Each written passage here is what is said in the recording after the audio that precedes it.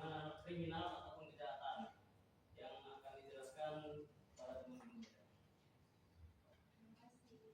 Baik, saya izin berdiri ya Pak. Iya. Baik, Assalamualaikum warahmatullahi wabarakatuh. Selamat siang Bapak Ibu.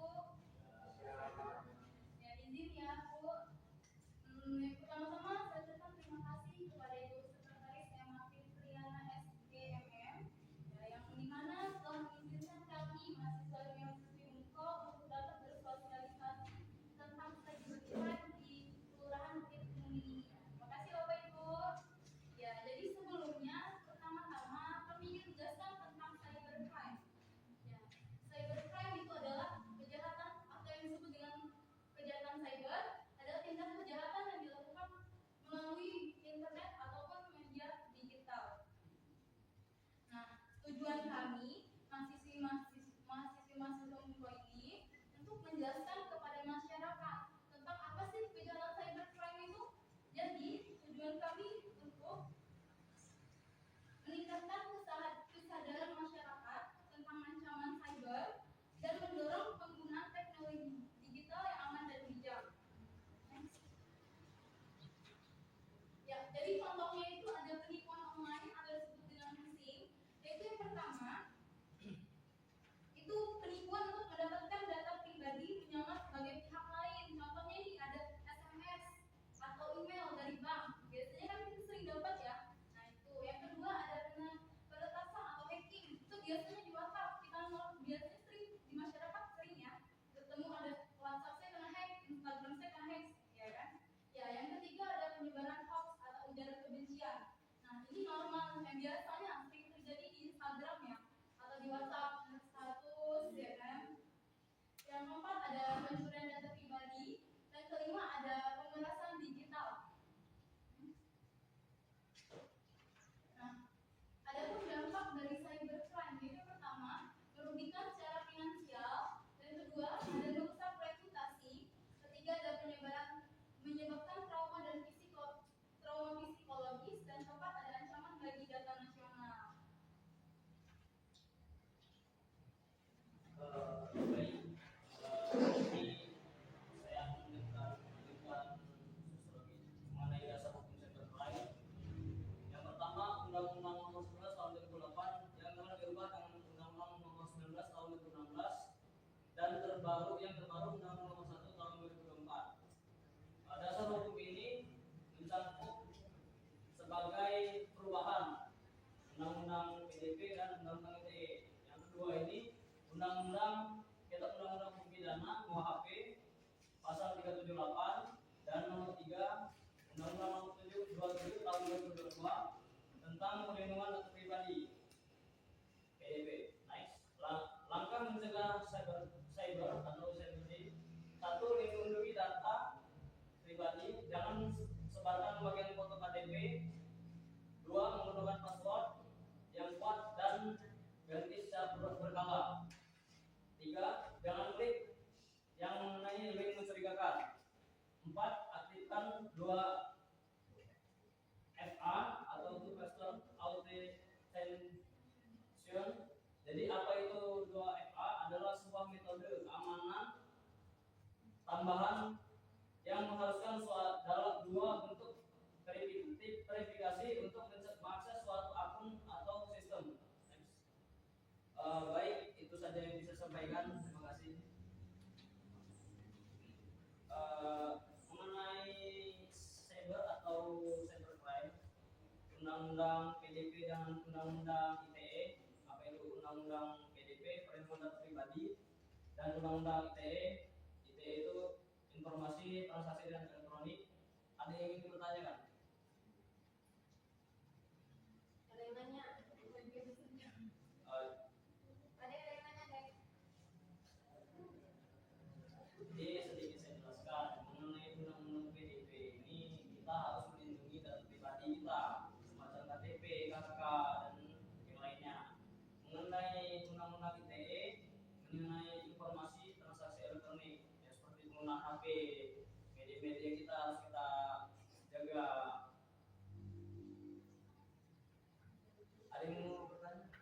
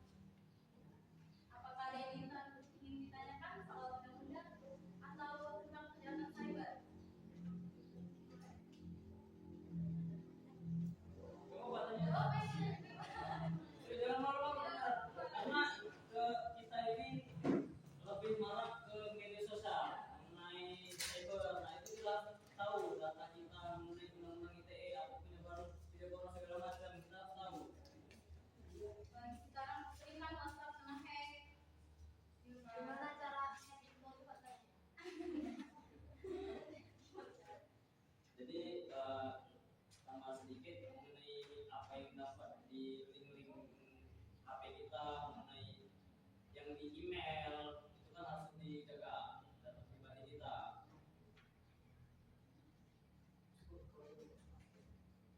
Ada pertanyaan?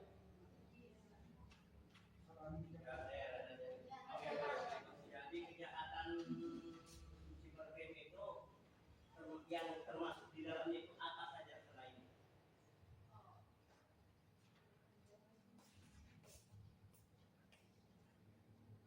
Gimana Pak? Ulangi. yang termasuk kategori kejahatan yang termasuk dalam cybercrime tadi itu apa saja? Apa saja mengenai apa saja cybercrime itu Pak ya? Semacamnya penyebaran video pornografi, dan juga data pribadi kita Pak diretas atau HP kita dihack dengan itu, dan juga semacam ini Pak, kalau semuanya Bapak ada e-banking atau bank itu bisa diretas. Itu aja Pak. Itu cara mengatasi gimana? Cara mengatasinya bisa kita tambahkan verifikasi Pak. Mengenai kita salurkan ke HP, kita jaga email kita atau link-link yang kita jaga, yang link di share atau kita klik itu jangan sampai kita klik Pak. Karena maraknya sekarang ini ada yang mengirimkan email atas menamakan ini dan itu kadang tidak terjadi, atau terjadinya kita klik kita nggak tahu masuk ke HP kita itu bisa masuk ke hack atau dihack gitu Pak. Jadi sedikit ada tambahan langkah-langkah pencegahan cyber. Jadi sampai menggunakan password yang kuat. Jadi contohnya itu angka, huruf, dan ganti secara berkala. Nanti kan kita sering gunakan nomor telepon kita membuat masuk akun. Nah itu kan sering tambah akun. Nah itu kan sering ganti passwordnya secara berkala juga. Ya.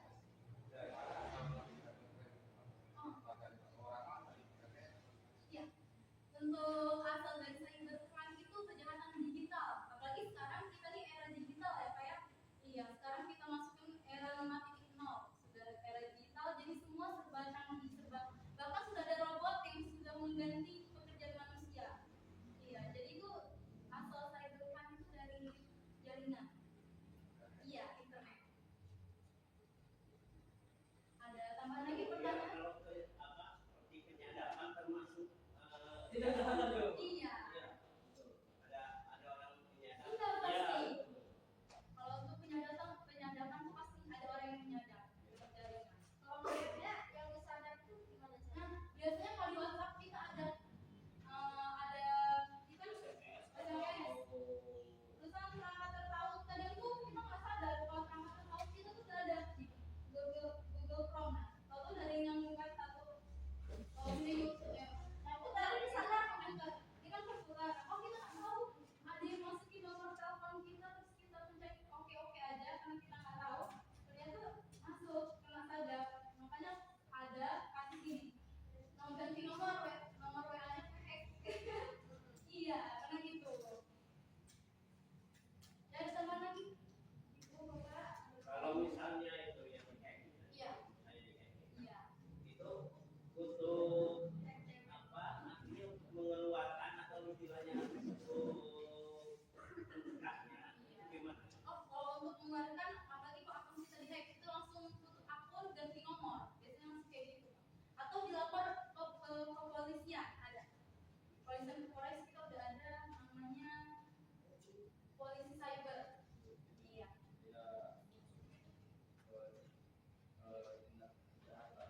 ITE, termasuk Pak ITE.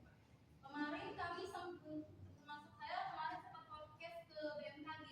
Jadi untuk BMKG itu bahkan pernah kena hack BMKG. Jadi situs judi online. Padahal itu kan BMKG untuk info cuaca kan. Malah jadi ke hack jadi judi online. Hal seperti itu kecil itu BMKG itu bisa kena hack. Apa berarti bisa jadi tumpang tindih lah gitu ya? Iya. Informasi tersebar.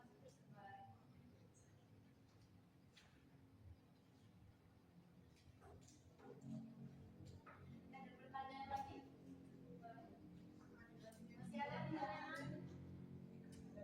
Masih ada apa? Ternyata pelaku cybercrime sulit. Iya. Lebih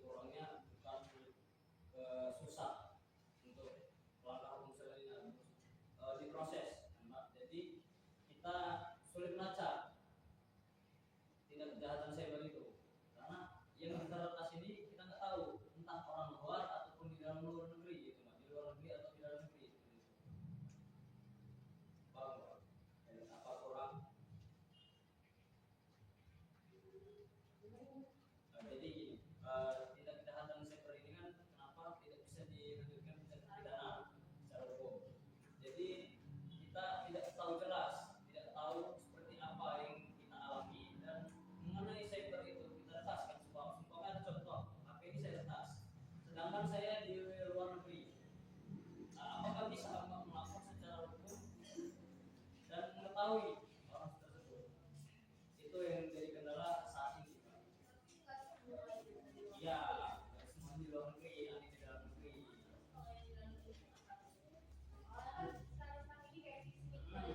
Iya, Pak.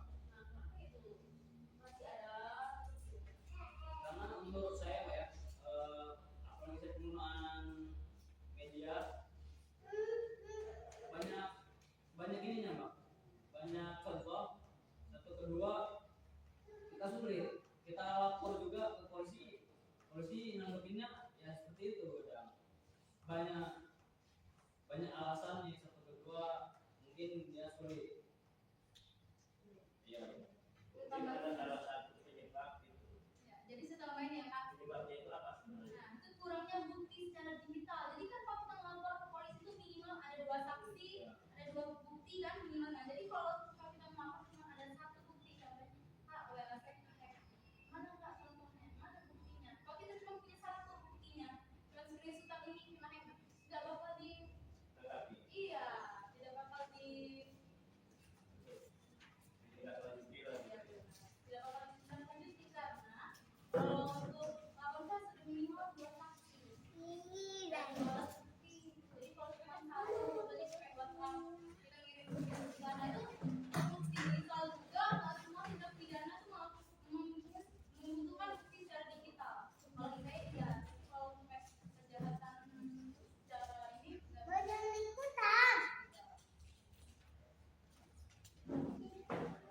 Enggak mungkin penyebabnya itu apa kok sehingga kita bisa deteksi orang seperti itu apa kelemahan kita itu apa?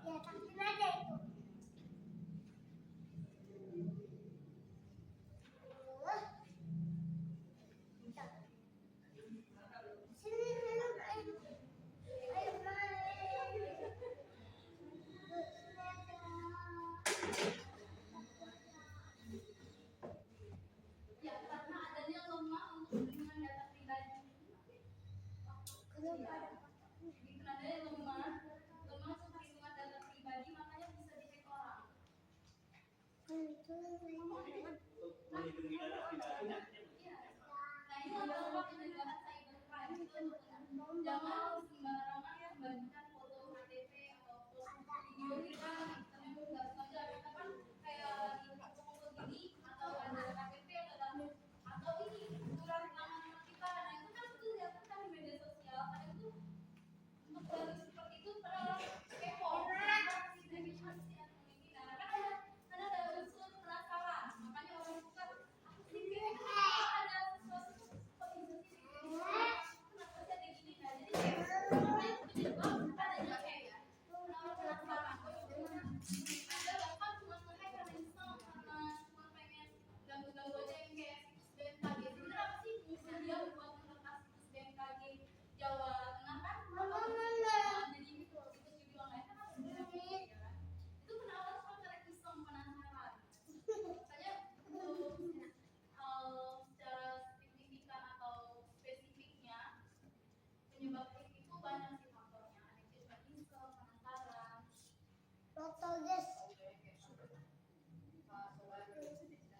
Iya. Nah, artinya iya.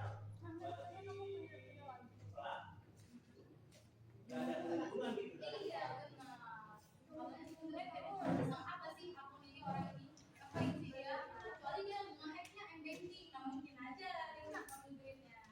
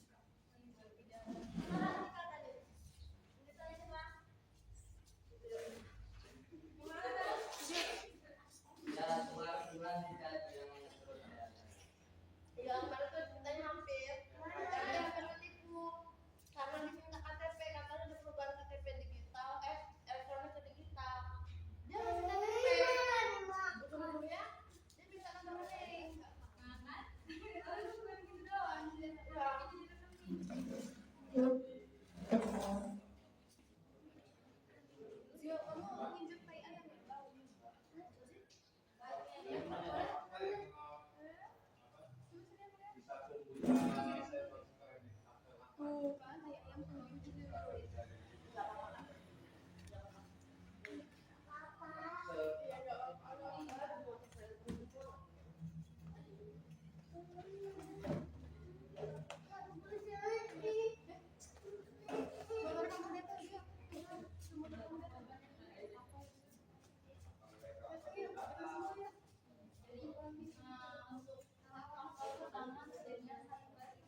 Adanya karena kemajuan teknologi, terus kan minimnya pengetahuan masyarakat terhadap teknologi tersebut.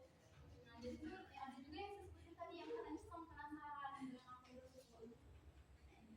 Artinya orang itu bisa bisa. Iya. Nanti aku sebenarnya juga tuh bisa nggak sih sharing hack aku ini? Nah, kan kita bisa. Dan ternyata bisa. Nah, dia karena ramai bisa, dia lanjut lagi. Coba lagi yang kedua. Makanya seperti itu kan sering ada jadi yang di apa-apa.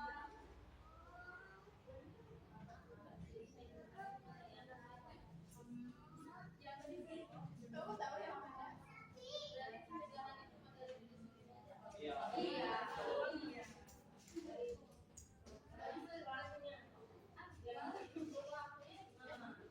Jadi langkah-langkah juga pencegahannya kan dari diri sendiri kan. Karena jadi kita mengantisipasi diri kita sendiri dulu. Kan kita tidak bisa apa di luar sana. Iya, tadi.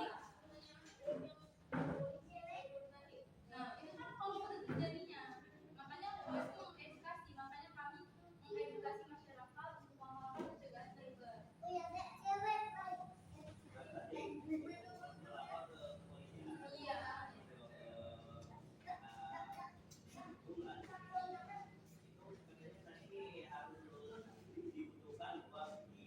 Iya, dua sanksi.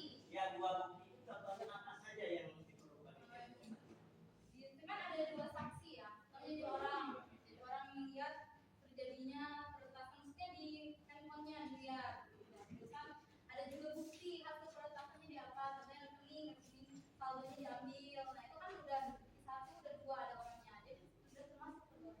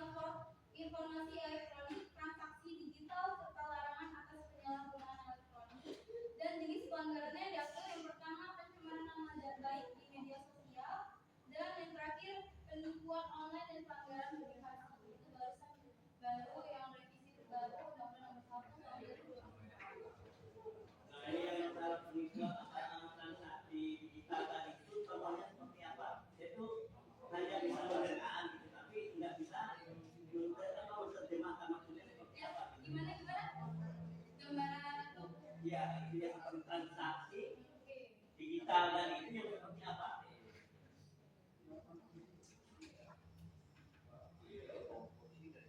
Nah, saya ambil contoh kasusnya yaitu penipuan online ya, atau yang disebut dengan phishing. Nah, biasanya lewat email, SMS, atau nomor WA.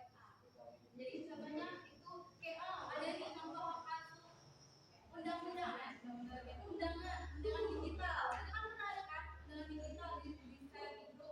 Itu kan pas kita buka klik, atau HP kita sebelah hitam. Nah, itu namanya mencuri akun kita. Namanya udah disebarin kalau ada undangan secara detail sudah kita juga listing, kalau ada listing yang tidak kita kenal jangan di-listing. Bapak paham? Atau ada yang ditanyakan lagi kok?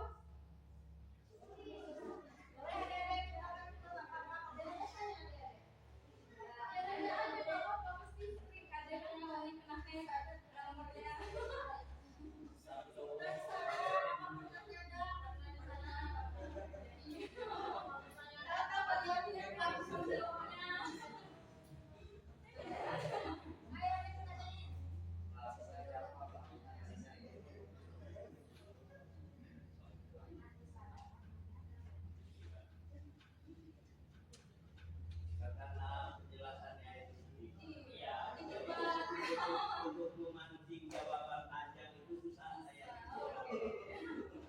untuk memancing supaya jawabannya itu jadi panjang jadi susah kenapa menerangkannya baru sedikit